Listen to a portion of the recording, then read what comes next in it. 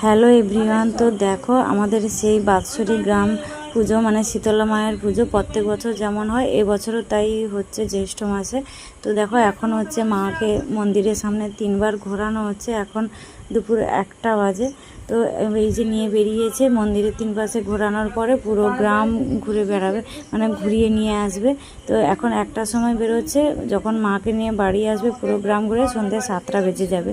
আর এইরকমই পুজো তো আমাদের গ্রামে ছাড়া আর কোথাও এরকমই হয় না। আর মায়ের পালকিটা দেখো কত সুন্দর করে ফুল দিয়ে সাজিয়েছে। আর এখন এত রোদ্দুর গরমের মধ্যে কত লোকজন দেখো দেখতে এসছে। আর এনারা সবাই যাবে মানে মাকে নিয়ে ঘুরতে। মানে আর এরকমই পুজো তো সব জায়গায় হয়, শীতলা মায়ের পুজো সব গ্রামে, কিন্তু এরকমভাবে মানে হয় না আমাদের যেভাবে আনন্দ হয়। আর মাকে তো এইভাবে হাওয়া করতে করতে নিয়ে যাওয়া হয়। দেখো এই গরমে কত লোকজন। তো চলো ভিডিওটা কেমন লাগলো অবশ্যই জানিও। দেখা হচ্ছে পরে ভিডিওতে। টাটা।